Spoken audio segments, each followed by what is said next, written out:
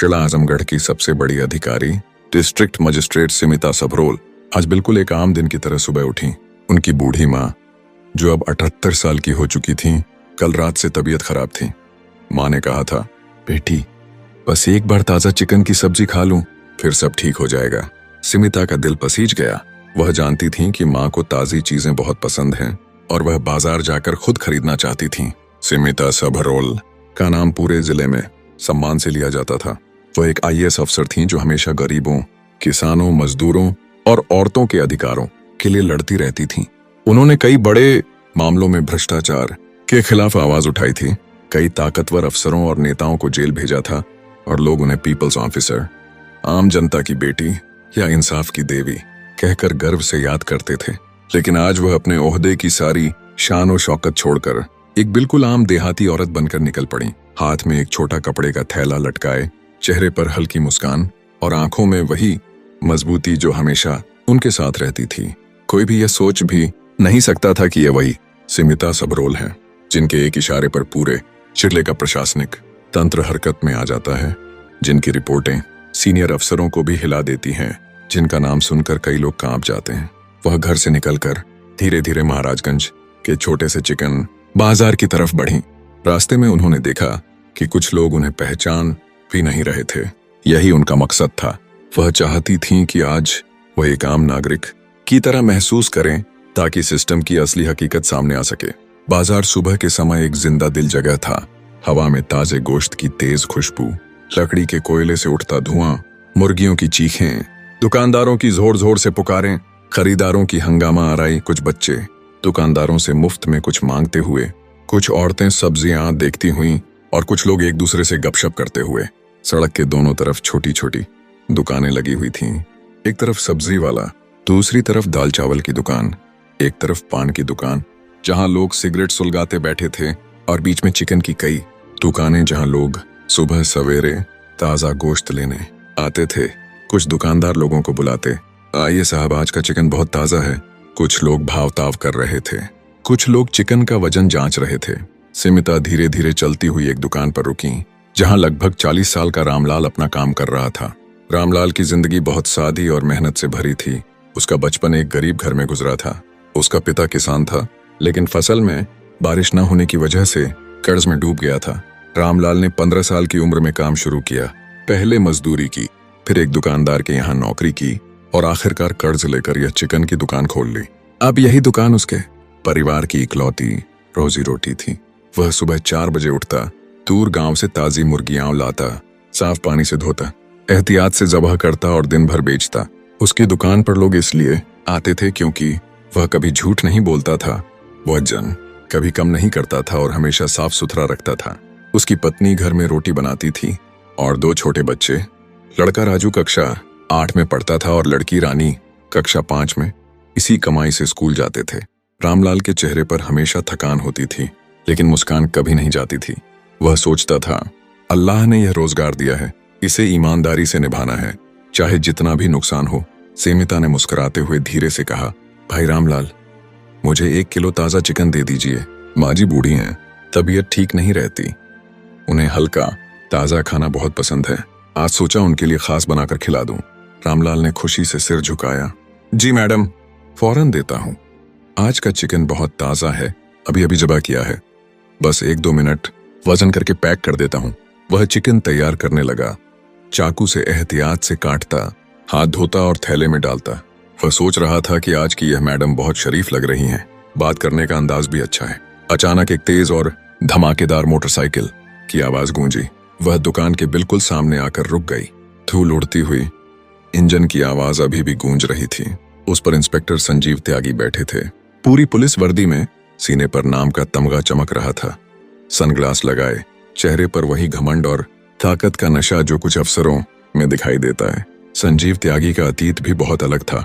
वह एक आम पुलिस कांस्टेबल से शुरू होकर इंस्पेक्टर बना था, लेकिन ताकत मिलने के बाद उसका रवैया बदल गया था। वह सोचता था कि वर्दी पहनकर वह सब कुछ कर सकता है, कोई उसे रोक नहीं सकता।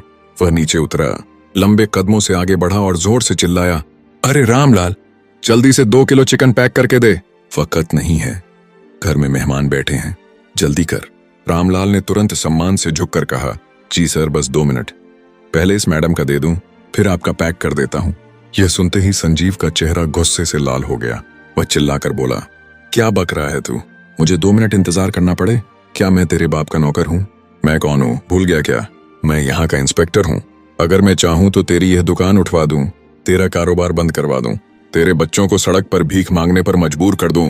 ज्यादा बातें मत कर, जल्दी से पैक कर और दे दे। सिमिता यह सब पास खड़ी सुन रही थी। उनका दिल अंदर से जल रहा था। वह देख रही थी कि एक अफसर जिसका फर्ज जनता की हिफाजत करना है, वही अपनी ताकत का गलत इस्तेमाल करके एक गरीब दुकानदार को जलील कर रहा है। रामलाल की आंखों में डर था, हाथ कांप रहे थे, पेशानी पर पसीना आ गया था। वह कुछ कह नहीं पा रहा था।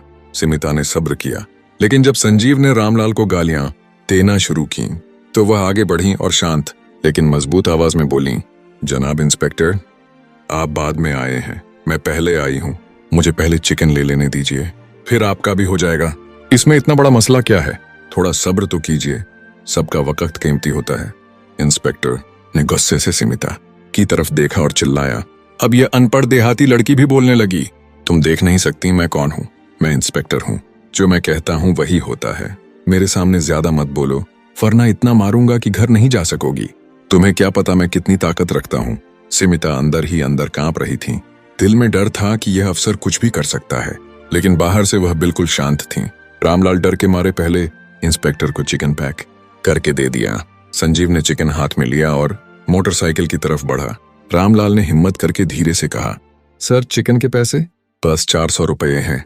इंस्पेक्टर ने गुस्से से मुंह बनाया और चिल्लाया, अरे कमीने, मुझसे पैसे मांगेगा? मैं इंस्पेक्टर हूं, समझा? पैसे नहीं दूंगा। अगर बोला तो जेल में डाल दूंगा, तेरा परिवार बर्बाद कर दूंगा। और हाँ, कल भी आऊंगा। कल मेरे घर रिश्तेदार आ रहे हैं और ज्यादा चिकन चाहिए। पहले से तैयार रखना, वरना तेरी खैर नहीं। यह कहकर वह मोटरसाइकिल स्टार्ट करके तेज रफ्तार से चला गया, धूल उड़ाता हुआ। सिमिता यह सब देखकर दिल ही दिल में गुस्से से भर गईं। उनकी आंखों में आंसू आ गए थे, सिर्फ गुस्से के नहीं, बल्कि इस बात के दर्द के कि एक अफसर गरीबों पर जुल्म कर रहा है। वह रामलाल के पास आई और नरम आवाज में पूछा, भाई रामलाल, ये इंस्पेक्टर आपसे पैसे लिए बिना चिकन ले जाता है? क्या ये रोज का मामला है? आपको कितना नुकसान होता है? आप यह सब कैसे सह लेते हैं? आपके बच्चों का क्या हाल है? रामलाल ने आंखें झुकाकर कहा, हाँ बहन जी, कई महीनों से यह सिलसिला चल रहा है। कई बार आ चुका है।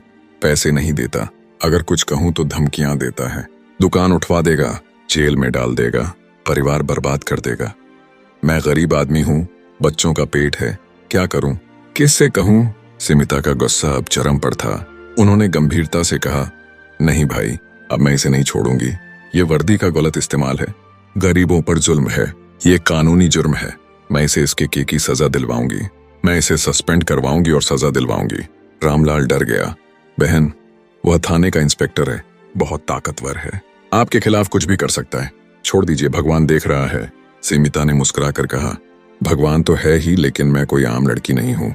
मैं इस जिले की डीएम सिमिता सबरोल हूँ। जब चाहूँ इसे सस्पेंड करवा सकती हूँ। इसने मुझे पहचाना नहीं, इसलिए अब तक बचा रहा, अब नहीं बचेगा। रामलाल हैरान रह गया, उसकी आंखें फैल गईं।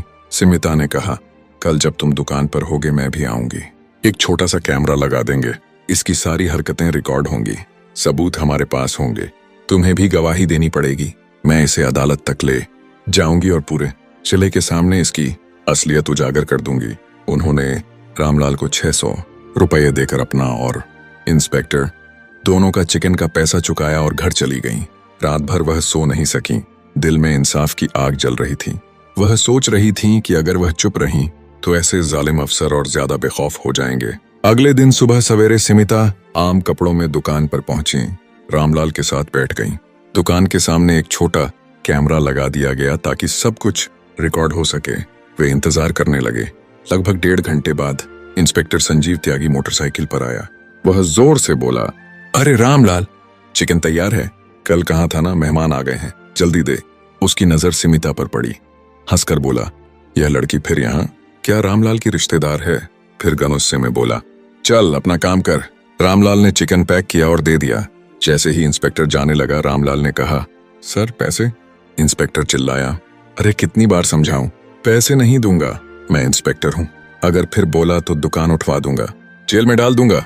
रामलाल ने घबरा कर कहा, सर रोज ऐसा करेंगे तो मेरा घर कैसे चलेगा? कम से कम आधे पैसे तो दे दीजिए, हमारा भी पेट है, बच्चे भूखे रहते हैं। यह सुनते ही इंस्पेक्टर ने रामलाल को जोर से थप्पड़ मार दिया और चिल्लाया, अकल नहीं है तेरी, मुझसे बहस करेगा? अगली बार बोला तो हाथ पैर तोड़ दूंगा। अब सिमिता से और बर्दाश्त नहीं हुआ, वह गुस्से में आगे बढ़ी। इंस्पेक्टर साहब, पैसे देने पड़ेंगे, चिकन मुफ्त नहीं मिलता। ये एक गरीब का रोजगार है, आप वर्दी की आड़ में लूट कर रहे हैं, ये कानून का उल्लंघन है, जनता के साथ ऐसा सलूक नहीं चलेगा।